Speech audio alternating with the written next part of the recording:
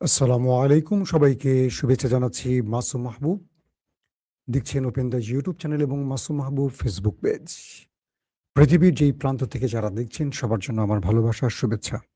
আজকের সকালের লাইভ সেশনে বেশ কিছু ব্রেকিং খবর আছে। ইরান এবং আমেরিকার মধ্যে আবারও হামলা পাল্টা হামলার ঘটনা ঘটেছে। ইরান আমেরিকার পঞ্চম নৌবহরের সদর দফতর ব্যাপক অ্যাটাক করেছে। দ্বিতীয় গুরুত্বপূর্ণ খবর, এবার নতুন অস্ত্র ব্যবহারের ঘোষণা দিয়েছে ইরান। বিশ্লেষকরা বলছে ইরান কি তবে নিউক্লিয়ার হুমকি দিচ্ছে? ৩ নম্বর, পাকিস্তানের গিলগিট বালতিস্তান নিয়ে আবারও উত্তপ্ত রাজনীতি। ইমরান খান কি পারবেন সকল ষড়যন্ত্র মোকাবেলা করতে?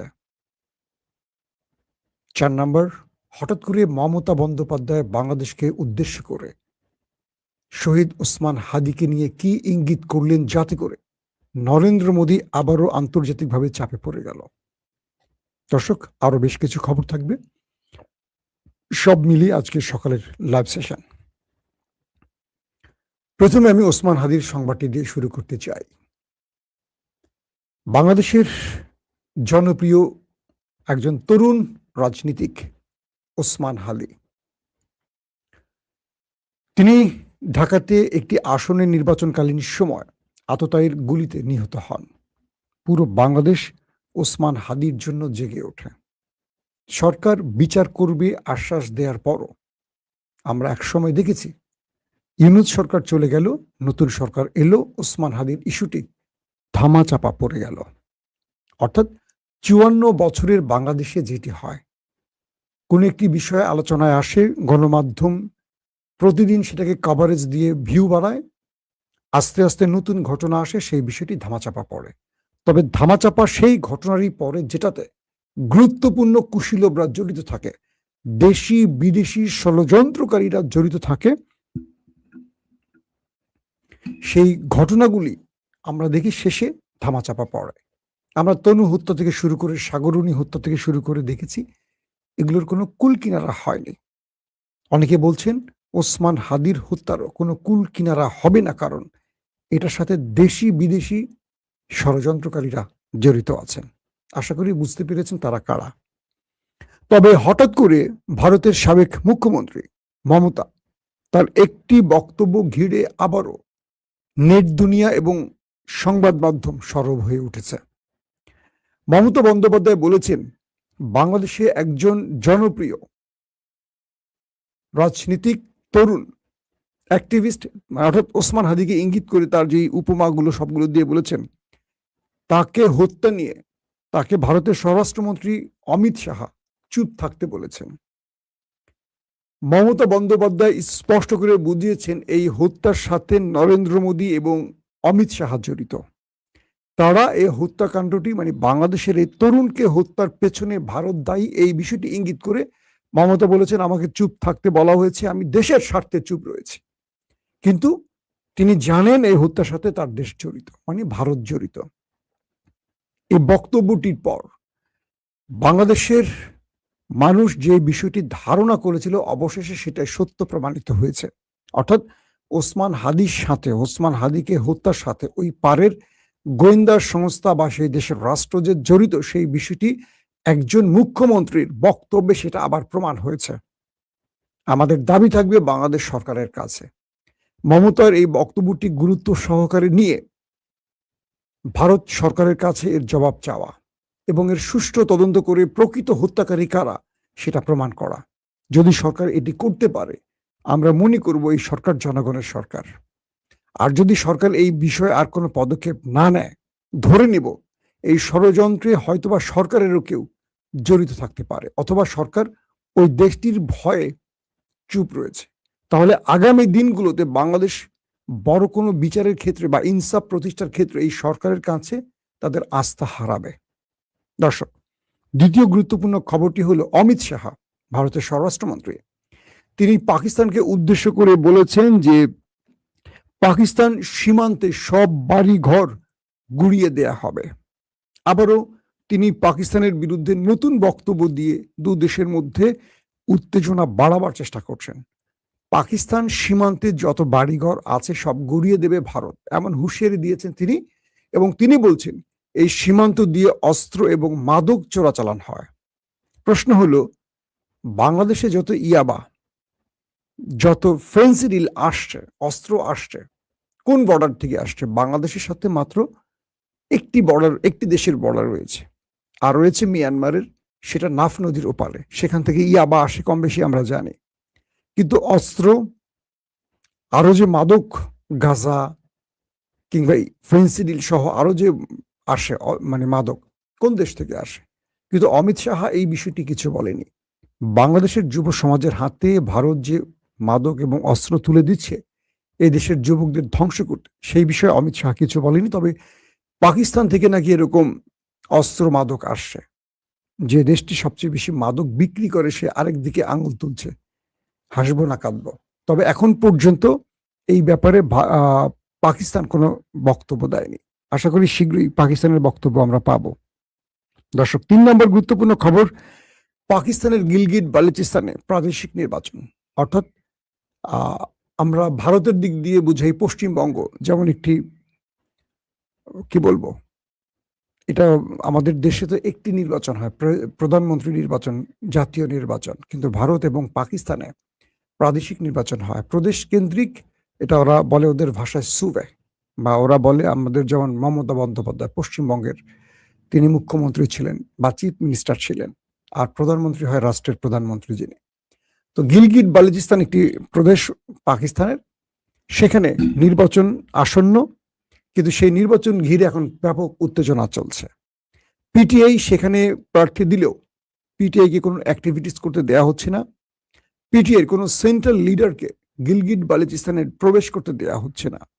যারাই গিলগিট বালুচিস্তানে যাচ্ছেন, গিলগিট বালুচিস্তান সীমান্তে তাদেরকে আটকে দেয়া হচ্ছে, ফেরত পাঠানো হচ্ছে। অন্যদিকে নওয়াজ শরীফ, তিনি গিলগিটে যাচ্ছেন, মরিয়ম যাচ্ছেন, আরো যারা ভিন্ন দলের আছে তাদেরকে সেনাবাহিনী অবাধে চলাচলের সুযোগ করে দিয়েছে। বলা হচ্ছে আসিফ মনির গিলগিট বালুচিস্তান তার পছন্দের প্রার্থীকে বিজয়ী করার জন্য সব রকম ষড়যন্ত্র করছেন। কিন্তু পিটিআইকে হারাবার জন্য যত রকম কলা কৌশল আছে, কারচুপির ব্যবস্থা আছে, সব করছেন আসিফ মনিরের সেনাবাহিনী। তারপরও গিলগিট বালুচিস্তান একটা বড় চ্যালেঞ্জ করতে যাচ্ছে পিটিআই, কারণ এখানে বিগত সময় যিনি মুখ্যমন্ত্রী ছিলেন তিনি পিটিআইয়ের প্রার্থী ছিলেন এবং তিনি ছিলেন এবং ইমরান খানের একজন অন্যতম সাহসী লড়াকু সেনা ছিলেন। এবার তাকে নির্বাচন করতে দিচ্ছে না, পরিবর্তে তার মাকে দাঁড় করানো হয়েছে। তারপরও নির্বাচন কমিশন এবং সেনাবাহিনী একের পর এক ষড়যন্ত্র করছে পিটিআইয়ের বিরুদ্ধে, একদম প্রকাশ্যে পিটিআইয়ের বিরুদ্ধে ষড়যন্ত্র করছে, একদম স্পষ্ট। পারলে ভোটারদের ধরে ধরে বাড়ি ফেরত পাঠাবে, এরকম একটা অবস্থা। পাশাপাশি আজাদ কাশ্মীরেও নির্বাচনের ডামাডোল চলছে। আমরা এই দুটো প্রসঙ্গে নিয়ে আপনাদের মোটামুটি খবর দেওয়ার চেষ্টা করবো প্রতিদিন কি চলছে। এই দুটো প্রদেশ বিজয় ইমরান খানের জন্য খুবই গুরুত্বপূর্ণ। দর্শক, আসছি 3 নম্বর গুরুত্বপূর্ণ খবর। ইরানের কয়েকটি গুরুত্বপূর্ণ পজিশন থেকে গুরুত্বপূর্ণ ব্যক্তিরা বলেছেন, যদি আমেরিকা ইসরায়েল ইরানে নতুন করে হামলা করে তবে তাদের জন্য বড় বড় কিছু সারপ্রাইজ ইরান প্রস্তুত করে রেখেছে। আইআরজিসির একজন জেনারেল বলেছেন যে আমরা শত্রুকে মোকাবেলায় এমন ভয়ঙ্কর অস্ত্র প্রস্তুত রেখেছি যেটা শত্রু কল্পনাও করতে পারে না। ঠিক এই বক্তব্যটি ঘিরে আন্তর্জাতিক মহলে নানান রকম প্রশ্ন উঠেছে। মার্কিন এবং পশ্চিমা দুনিয়ার বড় বড় সামরিক ব্যক্তিরা বলছেন, তবে কি ইরান নিউক্লিয়ার হুমকি দিচ্ছে? ইরান কি তবে নিউক্লিয়ার বানিয়ে ফেলেছে? এই একটি বক্তব্য ঘিরে এখন নানান রকম চাঞ্চল্যকর তথ্য আসছে। ইরানের হাতে ভয়ঙ্কর সেই অস্ত্রটি কি আসলে? ইরান এ যাবৎ যুদ্ধকালীন সময় যত ধরনের মিসাইল ব্যবহার করেছে এর মধ্য থেকে সবচেয়ে ভয়ঙ্কর অস্ত্রের কথা কেন বলছে? ইরান কি এই শব্দটি দিয়ে বোঝাচ্ছে পৃথিবীকে যে তারা নিউক্লিয়ার বানিয়ে ফেলেছে? এটা নিয়ে অনেক আলোচনা চলছে, হয়তো বা ধারাবাহিকভাবে এটার অনেক প্রশ্নের উত্তর মিলবে। 2 নম্বর, ইরান কেন আমেরিকার কাছে নত হচ্ছে না? তার কাছে এমন কি আছে? এটি নিয়েও এখন আলোচনা চলছে। আইআরজিসির কমান্ডার বলছেন, আমরা শত্রুকে প্রতিটি ধাপে তাদেরকে পর্যবেক্ষণ করেই আমাদের অস্ত্র ব্যবহার করে থাকি। তবে এবার আমরা তাদের জন্য যে ভয়ঙ্কর আমাদের অস্ত্রটি হাতে রেখেছি, যেটি শত্রুর সকল মনোবল ভেঙে দেবে, শত্রুকে তার সকল শক্তির আধার থেকে ছুটকে ফেলে দেবে। তার মানে এমন কিছু ইঙ্গিত করছে তবে ইরান, নাকি এমন কোনো মিসাইল যেটি ইরান ব্যবহার করেনি কিন্তু শত্রুর জন্য খুব ভয়ঙ্কর কিছু হবে, এইরকমই একটি বার্তা আসছে বলা হচ্ছে। দর্শক, তো ইরানের এই বক্তব্য নিয়ে নানান রকম মন্তব্য আসছে। তবে ইরানের একজন পার্লামেন্টেরিয়ান বলেছেন যে ইরানের মূল শক্তি হলো তার জনগণ। ইরান শত্রুর সাথে যুদ্ধ করবে তার জনগণকে নিয়ে, এবং জনগণই সেটা মোকাবেলা করবে। দেখি আমরা আসলে কি হতে যাচ্ছে সামনের দিনগুলোতে। তবে এবার খেলাটা শুরু করেছে আরেক দিক থেকে চীন। চীন এবং ইউরোপের মধ্যে একটি অদৃশ্য ডিল তৈরি হয়েছে, যেটি আমেরিকার সবচেয়ে বড় ভয় ছিল। কারণ ইউরোপকে চীন তার বগলে নিয়ে গেলে আমেরিকা তার পরাশক্তি থেকে ছিটকে পড়ে যাবে। ইতিমধ্যে সেই বিষয়টি স্পষ্ট হচ্ছে, কারণ চীন মার্কিন বন্ডস বিক্রি করে গোল্ড কেনার দিকে নজর দিয়েছে। হঠাৎ করে খবর আসলো ইউরোপের সেন্ট্রাল ব্যাংক আমেরিকার ট্রেজারি বন্ধ করে ট্রেজারি বন্ড বিক্রি করা শুরু করে দিয়েছে। ইউরোপের সেন্ট্রাল ব্যাংক মার্কিন যুক্তরাষ্ট্রের ট্রেজারি বন্ড বিক্রি করে গোল্ড কেনা শুরু করেছে। তার মানে আমেরিকার ডলার এখন ঠাস করে মাটিতে পড়ে যাবে, শেয়ার বাজার ঠাস করে নিচে পড়ে যাবে। আমেরিকা পুরো পৃথিবীকে আগে ঋণ দিয়ে সুদে টাকা গুনত, এখন আমেরিকা নিজে তাদের যে ট্রিলিয়ন ট্রিলিয়ন ঋণ আছে, এই ঋণগুলো চাঙা হয়ে যাবে, এবং আমেরিকার এই বন্ড ইউরোপ বিক্রি করে দেওয়ার জন্য এবং তারা স্বর্ণ কেনার জন্য তাদের ডলারের দরপতন শুধু নয়, আমেরিকা এখন নিজে বড় রকম ঋণগ্রস্ত হয়ে চাপে পড়ে যাবে। তাদের দেশে অর্থনীতির যেমন 12টা বাজবে, তাদের দেশে দ্রব্যমূল্যের দাম এখন কয়েক গুণ বেড়ে যাবে, দাম দাম করে বেড়ে যাবে। পুরো আমেরিকা সোসাইটি, পুরো আমেরিকার জনগণ এখন ঋণের বোঝায় জর্জরিত হবে। দ্রব্যমূল্যের ঊর্ধ্বগতির নাভিশ্বাস দেখবে বাংলাদেশের মতো। এখন আমেরিকা এই যুদ্ধে তার হিসেব নিকেশ শুরু করেছে, কারণ ইউরোপ বলছে এই আমেরিকা একটি অন্যায় যুদ্ধ চাপিয়ে দিয়ে ইরানের সাথে পুরো ইউরোপকে লকডাউনে ফেলে দিচ্ছে। পুরো ইউরোপ এখন তাদের শিল্প কারখানা প্রায় বন্ধের পথে, তেল এবং গ্যাসের সংকটে পুরো ইউরোপ জ্বলছে। এখন কোনোভাবেই আমেরিকা তাদের কথা শুনছে না। যুদ্ধ বন্ধের যত প্রস্তাব ইউরোপ দিচ্ছে আমেরিকাকে, আমেরিকা নিচ্ছে না। এক ইসরায়েলকে খুশি করতে, এক ইসরায়েলকে বাঁচাতে আমেরিকা ইউরোপের কোনো দাবি রাখছে না। তাই ইউরোপ এখন সিদ্ধান্ত নিয়েছে মার্কিন বন্ড বিক্রি করে তারা এখন গোল্ড কিনবে। মোটামুটি আমেরিকার কপালে বিশাল দুঃখ আছে, এই হিসেবেই এটা বোঝা যায়। হয়তো আপনারা পরবর্তী সংবাদগুলোতে পেয়ে যাবেন এই খবরটি, যে আমেরিকার জন্য কত বড় ভয়াবহ দুর্ভোগ আসতে যাচ্ছে ইরান যুদ্ধের কারণে। দর্শক, সবচেয়ে বড় খবর যেটির জন্য আপনারা ওয়েট করছেন, হঠাৎ করে মার্কিন যুক্তরাষ্ট্র ইরানের একটি তেলবাহী জাহাজে হামলা করে এবং সেই জাহাজটির ইঞ্জিন রুমে আগুন ধরে যায়। ইরান পাল্টা আমেরিকা এবং ইসরায়েলের শিপগুলোতে টার্গেট করে মিসাইল হিট চালায় এবং সেই জাহাজও আগুন ধরে যায়। এরপর আমেরিকা ক্ষেপে যায়। আমেরিকা ক্ষেপে গিয়ে ইরানের আইআরজিসির যে সেন্ট্রাল সদর দপ্তর টাওয়ার, সেটাকে হামলা করে উড়িয়ে দেয়। এটি হলো আইআরজিসি। তারপর কেশম দ্বীপে ব্যাপক অ্যাটাক চালায় আমেরিকা। প্রত্যুত্তরে ইরান কাতার এবং বাহরাইনে কয়েক দফা মিসাইল এবং ড্রোন অ্যাটাক চালায়। আইআরজিসির পক্ষ থেকে বলা হয় তারা মার্কিন যুক্তরাষ্ট্রের 5ম নৌবহরের সেন্ট্রাল কমান্ডে হিট করেছে এবং তাদের হেলিকপ্টার টার্গেট করে হিট করেছে। আমেরিকা বলছে তারা এই আক্রমণগুলোকে ইন্টারসেপ্ট করেছে। ইরান এখনো কিছু বলেনি। ইরান বলছে তাদের আইআরজিসি যে সদর দপ্তর বা সেন্ট্রাল কমান্ডের যে পোস্ট, হেডকোয়ার্টার পোস্ট, সেটিকে তারা ক্ষতিগ্রস্ত করেছে।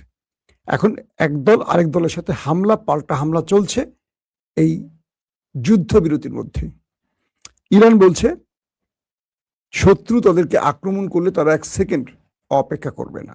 আবার মার্কিন যুক্তরাষ্ট্রের পঞ্চম নৌবহরের সদর দপ্তরে হামলা করে ইরান এটিও প্রমাণ করেছে তারা শত্রুর টার্গেটে অ্যাটাক করতে এতটুকু পিছপা হবে না, এতটুকু ভয় পাচ্ছে না। তাহলে খেলাটা শুরু করলো কে? আমেরিকা। আমেরিকা প্রথমে ইরানের জাহাজকে টার্গেট করেছে, ইরান আমেরিকা ইসরায়েলের জাহাজ টার্গেট করেছে। এরপর আমেরিকা ক্ষেপে গিয়ে আইআরজিসি সদর দপ্তরের যেটা তাদের কি বলে ওই কন্ট্রোল পোস্ট, সেখানে হিট করেছে। সেখান থেকে আমেরিকান নৌবহরের পঞ্চম নৌবহরের হেডকোয়ার্টারে হিট করেছে ইরান। কাতার এবং বাহরাইনে সিরিজ মিসাইল এবং ড্রোন অ্যাটাক করেছে। এভাবেই চলছে দুই দেশের মধ্যে খেলা, পাল্টা খেলা। এভাবেই যেন যুদ্ধ পরিস্থিতি আবারও আরেকটি বড় যুদ্ধের দিকে মধ্যপ্রাচ্যকে টেনে নেবে। একদিকে যুদ্ধ বিরতি, তার মধ্যেই থেমে থেমে এই খেলাগুলো চলছে। দর্শক, আজকের মতো বিদায় নিচ্ছি। প্রত্যেকে ভালো থাকবেন। আল্লাহ হাফেজ।